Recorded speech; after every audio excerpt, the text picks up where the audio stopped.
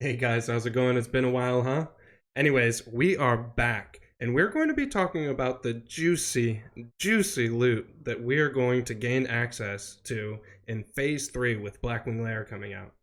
And we're not only going to be talking about just one best in slot sheet, but actually four different best in slot sheets that have very similar DPS output, but have different variations of gear. And we'll explain why we use different variations of gear, and if you do and do not have access to world boss loot, how that changes your gear.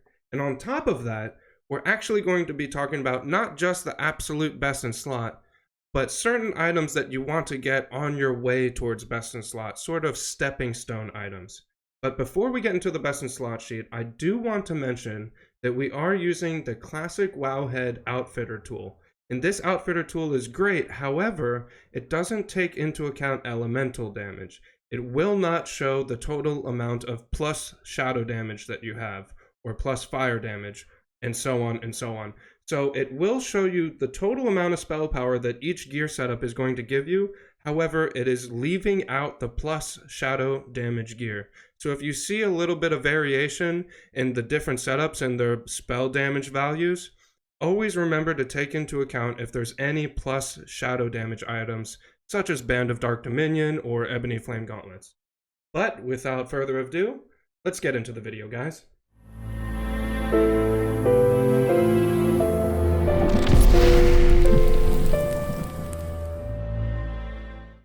Now, you might be asking, Alive, why do you have four different setups? Why can't you just pick one and tell me which one's the best so I can just go for that one? Well, there's an easy way to explain it. You don't get that much loot in Classic WoW, as you may have noticed. You know, not every raider is gonna get super lucky and get best in slot before the next phase of content comes out. So it's really important in Classic WoW to utilize every piece of loot the most optimal that you can. And since these four best in slot setups are very similar in DPS output, but interchange different items, it will help you optimize the loot more efficiently. For example, this specific build wants to go for Nemesis Gloves and Robe of Volatile Power. However, not every build goes for those two items, and this is the only build that goes for the Nemesis Gloves to reach its 3-piece bonus. Some of the builds use the Tier 2 chest piece to reach the 3-piece bonus and not the Robe of Volatile Power. So most of the builds end up using Ebony Flame Gauntlets and don't use Nemesis Gloves. Some of the builds don't even use Nemesis Boots or Mantle of the Blackwing Cabal. So what you're able to do with these different best in slot sheets is you can talk to your Warlock team and dictate, I want to go for this best in slot, he's going to go for this best in slot, he's going to go for this best in slot. That way, when you see Nemesis Gloves drop, you don't have all of your Warlocks rolling on it. You know exactly who it's going to, and you know why it's going to them. When you see Mantle the Blackwing Cabal, or Nemesis Boots, or Robe of Volatile Power in Molten Core drop, you know why you're giving each piece to each person, because you're not sure how many weeks are going to go by before you see another one of these items. It might be that you only see one Robe of Volatile Power a month. It might be that Ebony Flame Gauntlets are not dropping for your guild. So deciding on which setup is going to be used for each Warlock ahead of time will save you confusion on loot going forward. Okay, before we get into the first BIS list here, there's going to be some items that always remain constant. Items that are going to be best in slot for that specific slot for every single gear variant that we're going to go over. And those items include Mission Dare, Choker of the Fire Lord, Cloak of the Brood Lord, Bracers of Arcane Accuracy, Staff of the Shadow Flame, unless you have rank 14. If you have rank 14, I would use the rank 14 weapon plus the AV offhand. Talisman of Imperial Power. This also kind of depends on the length of a fight, but is still overall a great trinket and is not something that's going to be swapped for these specific gear setups. Netherion's Tear, which is obviously one of the biggest items that you can even get out of Blackwing Lair for any caster. Band of Dark Dominion, Band of Force Concentration. All of the other items can be changed in different ways depending on what gear setup you want to go for. For this specific gear setup, we'll be looking at a setup that doesn't include any drops from world bosses. So this setup, compared to the other setups, are going to be more easy to acquire, and more people generally are going to be able to acquire this setup, since not all players have access to killing Azure Ghost, or even more so, Kazakh for the Felon Fuse leggings. For this specific setup, we're going to be going with the 3-piece bonus of Nemesis Boots, Nemesis Leggings, and Nemesis Belt. The other pieces that could possibly change here are the robe and the gloves, but for this specific setup, we go for the 3-piece bonus of boot, belt, and legs. The next setup we're going to go for changes things up a little bit. Instead of using the tier 2 leggings, if you gain access to Felon Fuse leggings, you can use those instead. And you get the 3-piece bonus out of going boots, belt, and instead of pants this time, you change over to the Nemesis robes. The Nemesis robes have a little bit more spell power than the Robe of Volatile Power, but does have 1% less crit. However, it is still going to be worth it and valuable to go for the 3-piece bonus here. This setup is a little bit more different than the other setups. This setup is only available to those of you who were able to reach rank 10 and gain the rank 10 PvP rewards. This setup, unlike the others, don't go for any 3-piece tier 2. Instead, you go for the ranking shoulders and boots to get the 2-piece 23 spell power bonus, while going for Felon Fuse leggings, Nemesis belt still since it's one of the best belts that you can get, and Ebony Flame gauntlets. With this setup, you can gain a large amount of raw spell power, and still be able to do similar amounts of damage to the other setups, while also not taking specific pieces of loot.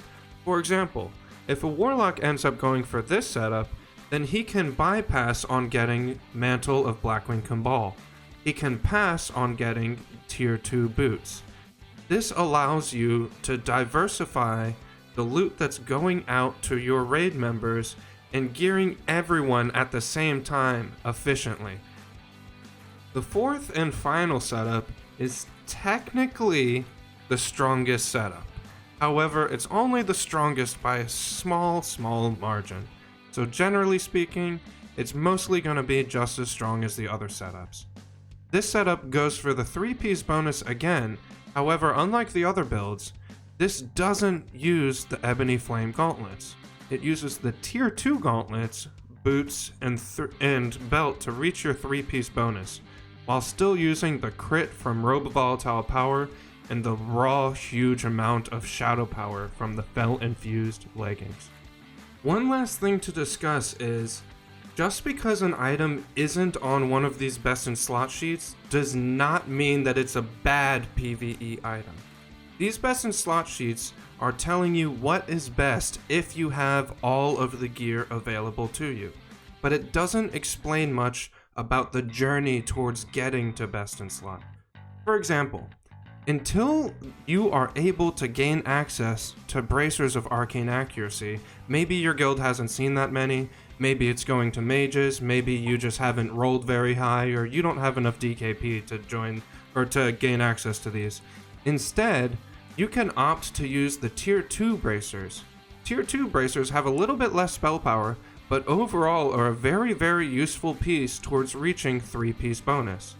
You could use these bracers along with Nemesis belt and Nemesis boots if you have Felon Fuse leggings but you don't quite have Bracers of Arcane Accuracy yet, or let's say you do have Felon Fuse leggings, you could use the Nemesis bracers, the Nemesis legs, and the Nemesis belt, and then you could go for the rank 10 shoulders and boots and still get the rank 10 2-piece bonus, and so on and so on. The point is, There's always going to be stepping stones towards reaching your best in slot. And just because you don't see an item on a best in slot sheet does not mean it's useless. Unless it's the Black Book. The Black Book is the worst class trinket in the game. Don't ever spend DKP on it. I don't know what Blizzard was doing. Screw the Black Book. You don't want it. The helmet slot is another important slot to look at on your journey towards reaching best in slot. Most guilds in Classic WoW are probably going to prioritize Mission Dare over to mages just slightly to prepare them for fire rating spec, carrying Ignite, and moving forward into AQ40 and the future. So it may be difficult for you to get a Mission Dare, but until you reach that point, if you have achieved rank 10, for example, of PvP, going for the rank 10 shoulder and helmet setup is a great alternative, utilizing the 2-piece bonus of rank 10 until you're able to gain a Mission Dare. And if you're not able to gain a Mission Dare, you can keep the rank 10 2-piece bonus all the way until you're achieving tier 2.5 gear out of AQ40, which will also be good enough to replace the rank 10 gear. Even the 2% hit belt, Angelista's Grasp, off of Chromagus, is a very good stepping stone as well. Let's say that you've not received any tier 2 pieces, Blackwing Lair is fresh, just launched, and the 2% hit belt dropped, and you know that you're low priority on tier 2. Then you can go for the 2% hit belt. The 2% hit belt is fantastic. It is not as good as Nemesis Belt, and of course, it is not as good as Mana Igniting Cord if you already have one of those from Molten Core, but if you don't have either of those two belts, the 2% hit belt is going to be one of the best belts that you can use up until that point. I know this is a little extra added bonus before the end of the video is done, but man, I am excited that hopefully AV is going to be trashed for honor now. And actually, I've been talking to a lot of the Bracket 1 players on my server and in my guild, and I do have a consistent top tier pre-made to play with in Warsong Gulch starting this upcoming Wednesday, and I'm going to be streaming all of the gameplay as well, you guys. So if you want to hang out and see some awesome Warsong Gulch gameplay and ask me questions or just stop by and say hi, that is going to be tons and tons of fun, you guys. Super excited about that. Anyways, and one more thing, I've noticed that a lot of people have been messaging me about my Patreon still, about the investment spreadsheet. And the investment spreadsheet isn't as good as buying and investing your money back in phase 1, but it's still super useful if you're looking to invest extra gold that you have for phase 3 that's coming out very soon, or more importantly, phase 4 and phase 5 that are going to be able to make you tons of money. So if you still want to sign up and get the investment sheet, even though it's a little bit late, you are more than welcome to, and I will drop the link to my Patreon down below in the description of this video. Anyways, guys, that's the end of this video. I'm going to start working on the next video, which I think you guys are going to be pretty interested in, especially if you're Warlock players. But I'm out of here, guys. Thank you so much for checking out the channel.